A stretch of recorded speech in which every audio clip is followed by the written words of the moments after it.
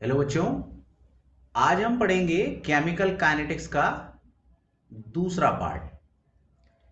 इसमें बच्चों जो हम क्वेश्चन बैंक डिस्कस करने वाले हैं, पहले चलो ऐसे क्वेश्चन बैंक के लिए जो बेसिक्स कनेक्ट होते हैं उन बेसिक्स को हम डिस्कस करते हैं बच्चों।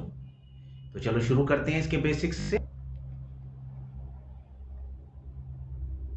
नाउ सबसे पहला बच्चों हमें इसमें पढ़ना है कि जो रिएक्शन की स्पीड होती है वो कंसंट्रेशन के ऊपर कैसे डिपेंड करती है। जैसे एक कंटेनर है, कंटेनर में बच्चों बहुत सारे रिएक्टेंट के मॉलिक्यूल्स हैं, और जब ये रिएक्टेंट के मॉलिक्यूल आपस में टकराते हैं तो बच्चों तब कुछ ऐसे कोलिजन्स होते हैं जो प्रोडक्ट बना देते हैं। जरूरी नहीं है कि सारे के सारे कोलिजन से प्रोडक्ट बने। कुछ कोलिजन्स की एनर्जी कम होती है, वो इंटरमीडिएट की फॉर्मेशन नहीं करते और प्रोडक्ट नहीं बनाते। जरूरी नहीं है कि सारे के सारे एफर्ट्स इनके फ्रूटफुल हों, मगर बच्चों कुछ कोलिजन्स ऐसे होते हैं जिनसे प्रोडक्ट बनता है, और उस तरह के कोलिजन्स को हम इफेक्टिव कोलिजन्स कहते हैं। Effective collisions always, not all the collisions may result in the formation of product, but those collisions which result in the formation of product, that is called as effective collision. मगर बच्चों इस effective collision को लाने के लिए भी हमें बहुत सारे कोलिजन्स तो देखने ही पड़ेंगे। Let out of 100 only 5 or 6 are forming the product, but for that 5 and 6 100 collision need to occur. तो टोटल कोलिजन्स में से ही कुछ इफेक्टिव कोलिजन निकलेंगे, और टोटल कोलिजन्स के नंबर किस चीज पर डिपेंड करेंगे? दैट विल डिपेंड्स ऑन कि how many reactant molecules are present in unit volume. अगर बच्चों कंटेनर में ज्यादा से ज्यादा reactant molecules per unit volume में हैं तो उनके बीच में कोलिजन्स भी ज्यादा होगा, और अगर कोलिजन ज्यादा होगा तो समझ लो उसके अंदर से ऐसे कोलिजन जिससे प्रोडक्ट बनेगा वो भी ज्यादा होंगे, यानी इफेक्टिव कोलिजन्स ज्यादा होंगे। और जब ज्यादा इफेक्टिव कोलिजन्स होंगे तो प्रोडक्ट तेजी से बनेगा। इसका मतलब यह हुआ कि जो रिएक्शन की स्पीड है वो इनकी कंसंट्रेशन पर डिपेंड करती है। जितना रिएक्टेंट ज्यादा होगा उतना ही रेट ऑफ रिएक्शन भी ज्यादा होगा। अब जैसे मैंने यहां लिखा बच्चों, ए और बी रिएक्ट कर रहा है और प्रोडक्ट दे रहा है। रिएक्ट का रेट बिल्कुल concentration of A and concentration of B के डायरेक्टली प्रोपोर्शनल है, और इनकी जो ये पावर है एम और एन, ये हम एक्सपेरिमेंट से फाइंड करते हैं, और ये हम लास्ट के क्वेश्चंस में हम डिस्कस कर चुके हैं। ये एम और एन जिसको हम ऑर्डर ऑफ रिएक्शन कहते हैं, इन दोनों रिलेशंस को कंबाइन करके हमने लिखा था बच्चों rate law. R is equal to k, A की पावर m एंड b की पावर n। यहां बच्चों k है रेट कांस्टेंट या specific reaction rate, a reactant की कंसंट्रेशन, कौन सा? a की, और b ब्रैकेट में जो स्क्वायर ब्रैकेट है that is showing the concentration of b, and m and n are showing their respective orders, and m plus n is the total order. Reactant के terms में अगर हमें rate define करना है तो हम लिखते हैं it is the rate of decrease of concentration of A. Even if we also have B, we also can write it is the rate with which the B disappears.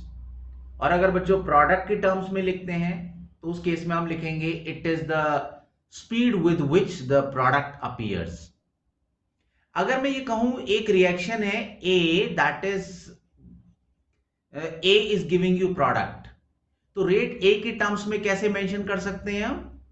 That will be minus dA by dt, and that is equal to K, A की power something, M or N, it could be anything, that is the order of reaction with respect to A। तो ये बच्चों जो form है rate equation की, जिसमें ये dA by dt के टर्म्स में हमने रेट एक्सप्रेस किया है, that is called as the differential form। Differential form of rate equation. बच्चों ध्यान से सुनना, जो भी मैं बेसिक कॉन्सेप्ट डिस्कस कर रहा हूं, after that I will discuss some question, but answers of all the questions will be in between these basics. तो हमने स्टडी किया, कंसंट्रेशन ज्यादा होगी तो रेट ऑफ रिएक्शन ज्यादा होगा। सारे के सारे कोलिजन से प्रोडक्ट नहीं बनता। There are some collisions which are not so effective, their energy is less, but there are some collisions which crosses some barrier, which has the energy which is sufficient so that they can form intermediate for the formation of product। अगर बच्चों हम graphical इसको understand करें कि कैसे reaction का rate effect हो सकता है, let this is the energy level and this is the energy of reactant and this is the energy of product। अब बच्चों रिएक्टेंट और प्रोडक्ट में अगर प्रोडक्ट की एनर्जी कम है तो इसका मतलब जब रिएक्टेंट प्रोडक्ट में कन्वर्ट होगा तो रिमेनिंग एनर्जी निकल जाएगी। तो किस तरह का बच्चों वो रिएक्शन होगी, एक्सोथर्मिक या एंडोथर्मिक? यस बच्चों, एंडोथर्मिक। रिएक्टेंट ऊपर है, प्रोडक्ट नीचे है। ये 100 रुपए वाला सामान है और मार्केट में जाकर आप दुकानदार को कहते हो कि मुझे ये नहीं चाहिए, मुझे ये चाहिए 80 रुपीज वाला। तो अगर आप 100 देकर 80 वाला सामान खरीदोगे तो in that case you will get return 20 rupee. But if you want कि the product which you now want to purchase is of even higher rate, let it is of rupee 130, so in that case you need to give again 30 rupee more to that shopkeeper। यानी product की energy ज्यादा है तो उस case में बच्चों reactions कौन सी होंगी? एंडोथर्मिक। एंडोथर्मिक मींस आपको एनर्जी सप्लाई करनी है। But if you are going to have the lower energy product, on that case the difference of energy will release. मगर बच्चों ऐसा नहीं है कि ये डायरेक्ट रिएक्टेंट से प्रोडक्ट स्ट्रेट पाथ से जाएगा। Always the reactant first has to cross this energy barrier। there is some energy barrier which the reactant molecule need to cross। जब तक reactant molecule इस energy barrier के बराबर energy acquire नहीं कर लेते तब तक intermediate नहीं बनेगा, and only that intermediate can result again in the formation of product। तो ये जो energy चाहिए for the reactant molecule for the formation of intermediate, that is called as activation energy, and after that this intermediate can break to give product, but again there are the chances कि intermediate बनने के बाद it can again come back to the reactant also, that also happens। but if the intermediate formation occurs then definitely some of the amount will always be forming the product। तो बच्चों ये activation energy अगर cross नहीं होगी तो product नहीं बनेगा। इसका मतलब ये हुआ कि जरूरी नहीं कि प्रोडक्ट की एनर्जी कम है तो रिएक्शन अपने आप हो जाएगी। तो बच्चों वो इग्निशन कहां मिला, वो इंटरमीडिएट फॉर्मेशन कहां हुई? So at least that energy first is required for any reaction to occur. There could be so reactions in which the energy releases and we feel that they are spontaneous, but still they don't occur without any start। they first need activation energy, and once you supply that activation energy, after that the reaction will continue, क्योंकि उसके बाद जो product बन रहा है उसकी energy कम है and the product formation energy is releasing। तो बच्चों ये एक कॉन्सेप्ट हमने मिलाकर पढ़ा। अगर हम चाहते हैं कि रिएक्टेंट एनर्जी बैरियर को जल्दी क्रॉस कर ले तो एक तो तरीका ये है कि आप रिएक्शंस में जो कोलिजन्स हैं उनकी फ्रीक्वेंसी को बढ़ाएं, आप एनर्जी बाहर से सप्लाई करें, या तरीका ये है कि उनकी कम एनर्जी को ही सामने रखते हुए उनसे प्रोडक्ट बनाने का कोई तरीका सोचें। And yes, if we use catalyst, what the catalyst do, catalyst lower down this barrier. ये येलो लाइन जो मैंने खींची बच्चों, ये वो एनर्जी लेवल है। अगर ये रिएक्टेंट मॉलिक्यूल्स कैटलिस्ट को यूज करें तो कैटलिस्ट इनको एक ऐसा रास्ता दिखाएगा जहां लो एक्टिवेशन एनर्जी पर ये इंटरमीडिएट बनाएंगे and then the product formation will occur. अब सोच कर देखो बच्चों, पहले let 100 joule of energy was required and now only 70 joule of energy is required. So initially the molecules which were not having 100 joule of energy, they were returning back. But now the molecules which are below 100 but above 70, which were initially returning back, now they also can form the product. Now they will acquire this low energy path, जिसमें activation energy कम चाहिए. इससे बच्चों product बन सकते हैं. तो catalyst rate of reaction को बढ़ा सकता है. कैसे बढ़ाएगा बच्चों? By decreasing the path. Energy कम हो जाएगी, एक्टिवेशन एनर्जी की रिक्वायरमेंट कम होगी. तो इस तरीके से बच्चों प्रोडक्ट की फॉर्मेशन फास्ट हो जाएगी. और आगे बच्चों, now based on this basics, just try to find the answer of this question number 1. Why the rate of reaction generally decrease during the course of reaction? जैसे जैसे समय पास होता चला जाता है, रिएक्शन स्लो डाउन हो जाती है. Out of the basics which we studied till now, which can fit in the answer of this question? समय के साथ क्यों स्पीड रिएक्शन की कम हो जाती है? यस बच्चों, हमने कॉन्सेप्ट पढ़ा कंसंट्रेशन का, कि कंसंट्रेशन अगर ज्यादा होगी तो रेट ऑफ रिएक्शन ज्यादा होगी. मगर बच्चों जैसे जैसे टाइम पास होता है, जब ए बी रिएक्ट करके प्रोडक्ट भी दे देते हैं, let P is the product, so in that case what will happen? Now the number of A and B in this mixture will decrease. And when the number of A and B decrease, what it means? It means their concentration is decreased. And if their concentration is decreased, the total number of collisions in between them decreases. और अगर collision कम हो गए तो effective collision automatically कम हो जाएंगे, जिससे rate of reaction कम हो जाएगा. इसलिए जैसे जैसे टाइम पास होता है, प्रोडक्ट बनना शुरू होता है, रिएक्टेंट के नंबर्स कम होने लग जाते हैं, कोलिजन्स कम हो जाते हैं, रेट ऑफ रिएक्शन कम हो जाती है. As the time passes, concentration of reactant decreases, and thus which results in decrease in number of collision, and thus the rate of reaction falls down during the course of reaction. Now in detail you can write the answer as, because concentration of reactants decreases with time as some of it forms the products, which decreases the number of collisions, thus the reaction rate decreases. Now proceeding to the second question. Yes बच्चों, question है, oxygen is available in plenty in air, yet the fuel does not burn by itself at room temperature. Oxygen हवा में बहुतायत है, बहुत मात्रा में है. फ्यूल आपके पास है, मगर फ्यूल एक एक्सोथर्मिक रिएक्शन है, एनर्जी देता है. ऑक्सीजन और फ्यूल मिलकर क्यों बच्चों रिएक्शन शुरू नहीं हो जाती, वो क्यों बर्न नहीं हो जाता?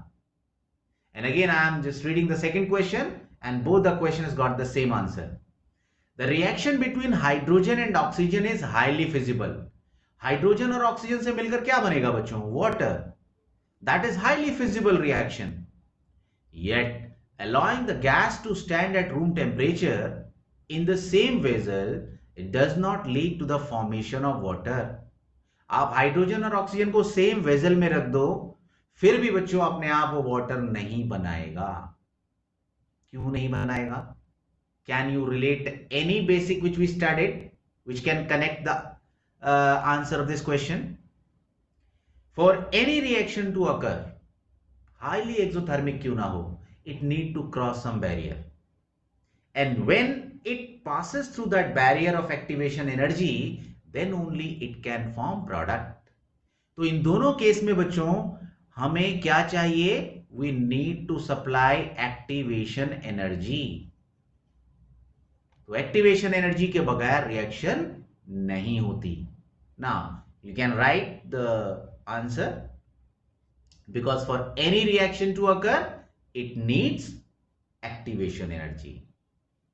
Now, moving to the next question. How catalyst affects the rate of reaction? Any clue?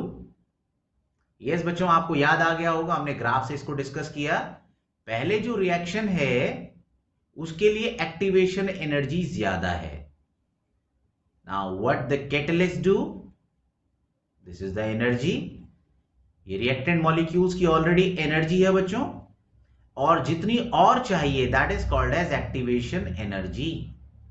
And if we use catalyst lower down this barrier.